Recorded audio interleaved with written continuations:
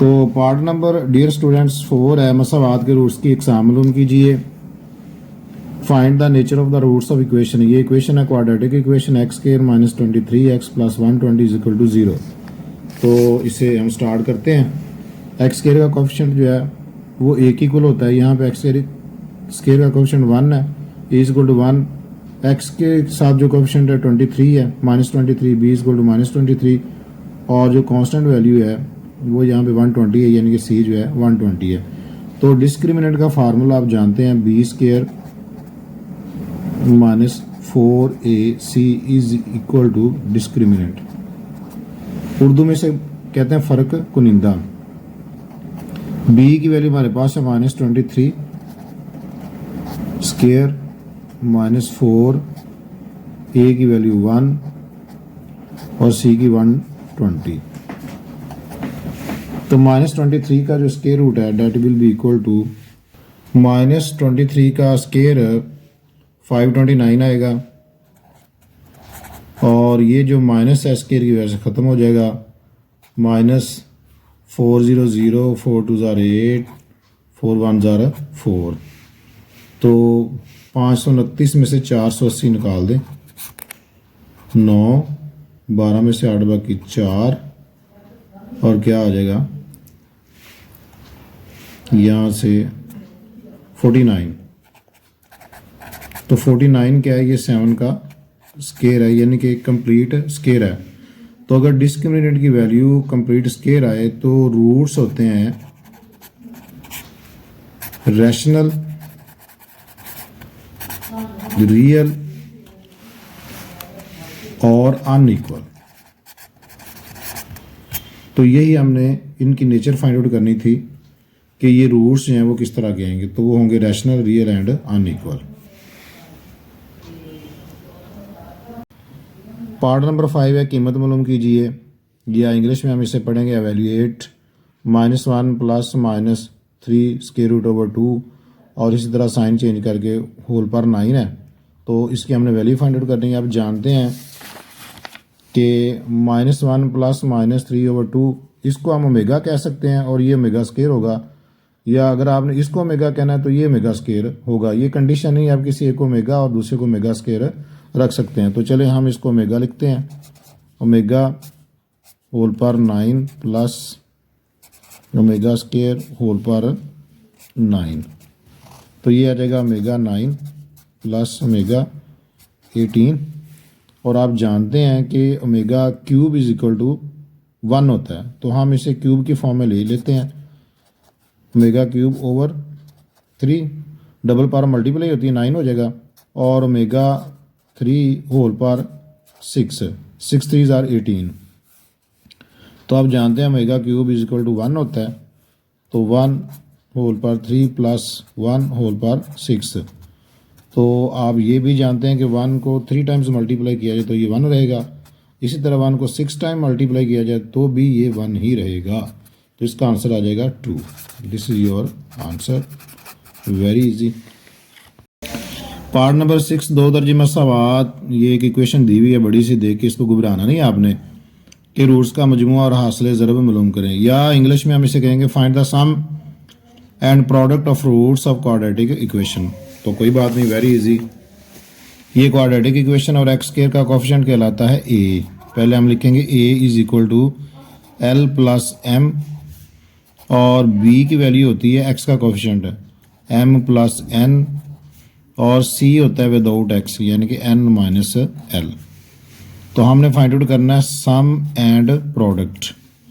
तो alpha beta आप इसके रूट सेलेक्ट कर लें, अगर नहीं करने तो डायरेक्ट भी लिख सकते हैं alpha plus beta is equal to minus b over a. ये फार्मूला होता है, ये आपको याद होना चाहिए। बी की वैल्यू हमारे पास है एम प्लस एन, और ए की वैल्यू हमारे पास है एल प्लस एम। ये आपका आ गया सम, और प्रोडक्ट क्या होता है अल्फ़ा बीटा सी ओवर ए। सी की वैल्यू हमारे पास है एन माइनस एल, और ए की वैल्यू है l plus m, alpha beta. तो ये आपके जनाब आंसर आ गया, very easy. Okay, the next question is मुश्तरक तगैर से क्या मुराद है? What is meant by joint variation? तो इसकी डेफिनेशन लिखते हैं जनाब, a combination of direct and inverse variation,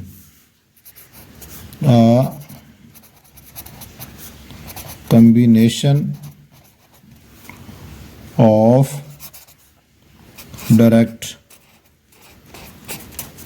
of direct and inverse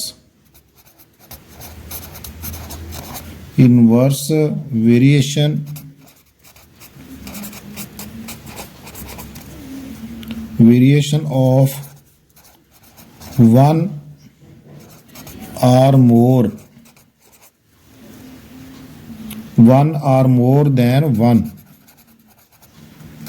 than one variables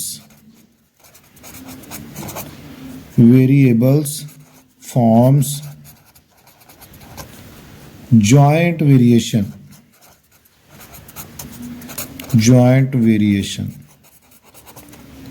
या आपने वो क्वेश्चन देखते हैं जिसके अंदर इन्वर्स और डायरेक्ट वेरिएशन जो है वो इन्वॉल्व होती है, उसको हम कहते हैं जॉइंट। जॉइंट का मतलब मिला होना, तो जॉइंट जिसके अंदर डायरेक्ट और इन्वर्स दोनों वेरिएशन शामिल होती हैं।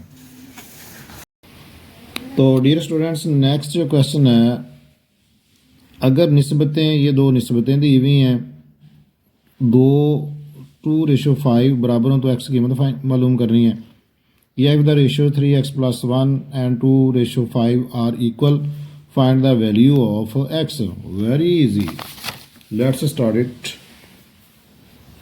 3x + 1 ratio 6 + 4x is equal to 2:5। तो आपको पता है रेशियो को हम फ्रैक्शन में लिख सकते हैं या बटे में लिख सकते हैं।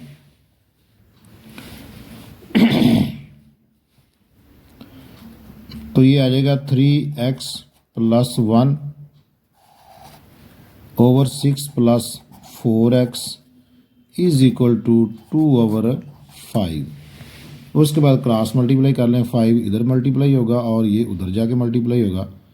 5 × 3x + 1 इज इक्वल टू 2, ये इंटू 6 + 4x ब्रैकेट क्लोज। अब 5 को ब्रैकेट वाली वैल्यू से मल्टीप्लाई कर दें। 5 3 = 15, x + 5 1 = 5 is equal to 6 = 12 + 2 4 = 8x। अब x वाली वैल्यू जो है वो एक साइड पे कर लें, इधर वैल्यू बड़ी है x वाली, वो इधर ले आएँ। 15x, ये प्लस से इधर आके माइनस के 8x, 12 + 5 इधर आके माइनस के 5, 15 - 8x 7x is equal to 12/5 भी 7 आएगा। अब ये 7 उधर जाके डिवाइड होगा, ये दोनों साइडों पे 7 को डिवाइड कर दें, 7/7, तो x आ जाएगा 1। ये कट जाएंगे ऊपर नीचे और x will be equal to 1। Last part of question number 2, तीसरा मुतनासिब मालूम कीजिए या find the third proportional to a³ ratio 3a²। तो very easy, let's start it. a³ 3a², third हमने फाइंड आउट करना, तो लेट करना पड़ेगा हमें। Let third proportion is x let कर लेते हैं x। तो ये इसकी जो प्रोपोर्शन बनेगी वो बनेगी a³ ratio 3a² proportion. Third में ये जो सेकंड वैल्यू ये रिपीट होती है, ये आपने याद रखना है। ये 3.3 से क्वेश्चन है। 3a² ratio x। अब आपने लिखना है प्रोडक्ट ऑफ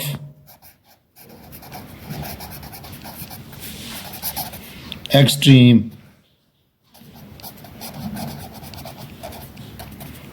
वो बाहर वाली वैल्यूज होंगी, ये वाली दोनों वैल्यूज जो हैं ये हमारी एक्सट्रीम है बाहर वाली। और आगे लिखेंगे हम प्रोडक्ट ऑफ मीन यानी कि दरमियान वाली वैल्यूज़ ये वाली। तो x dot a cube is equal to 3a square, dot लिख लें या क्रॉस लिख लें, एक ही बात है, 3a स्क्वायर। ये आ जाएगा x dot a cube is equal to 3 multiply 3 9, और ये सेम बेस हैं, इनकी पावर z होंगी, a 2 + 2 4 हो जाएगा, और x आ जाएगा, ये a क्यूब उधर जाके डिवाइड होगा इक्वेशन के दूसरी साइड पे। क्यों डिवाइड होगा? क्योंकि ये इक्वेशन है, इधर मल्टीप्लाई हो रहा है, उधर जाके डिवाइड होगा। तो x is equal to 9a, ऊपर पावर बड़ी है, नीचे वाली ऊपर जाके माइनस होगी, -3, तो x आ जाएगा 9a। This is your answer.